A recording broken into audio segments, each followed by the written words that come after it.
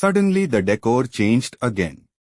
We found ourselves on the front steps of the palace. A huge crowd stretched before us for as far as the eye could see, and beside us was an assembly of dignitaries, including a figure dressed in the finest attire imaginable. This was to be the new king of Mu. Something about him drew my attention. He was familiar. It was as though I knew him but didn't quite recognize him, made up as he was. In a flash I had the answer from Lashnasi, "It's me, Michel, during another life. You don't recognize me but you are aware of my astral vibrations in that body." In effect, Lashnasi was experiencing the extraordinary within the extraordinary. Lashnasi was seeing himself living a previous life while he was still existing in his present life.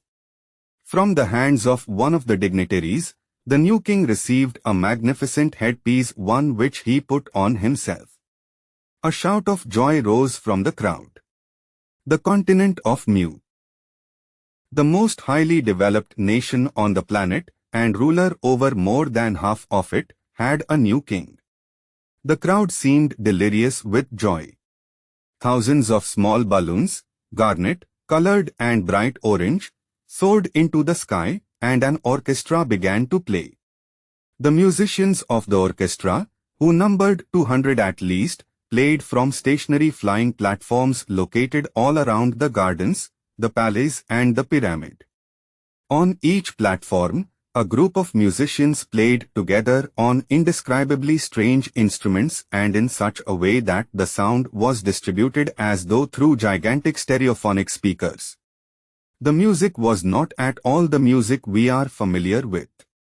Apart from a type of flute that produced notes of a very special frequency, the instruments all modulated the sounds of nature, for example, the howling wind, the hum of bees in the flowers, the songs of the birds, the sound of rain falling onto a lake or of the waves crashing on a beach. It was also skillfully arranged. The sound of a wave might originate in the gardens, roll towards you, pass over your head and finish by crashing on the steps of the Great Pyramid. I never would have imagined that human beings, no matter how advanced, could accomplish such a feat as that orchestral arrangement. The crowd, the nobles and the king seemed to experience the music from within their souls, so entranced were they. I would have liked to stay too, to listen and listen more, to allow myself to be impregnated by this song of nature. Even in my astral psychospheric situation, the music penetrated and the effect was spellbinding. I was reminded that we were not there for the pleasure. The scene vanished. 1. Headpiece, head decoration partly resembling a crown and partly a bishop's tiara.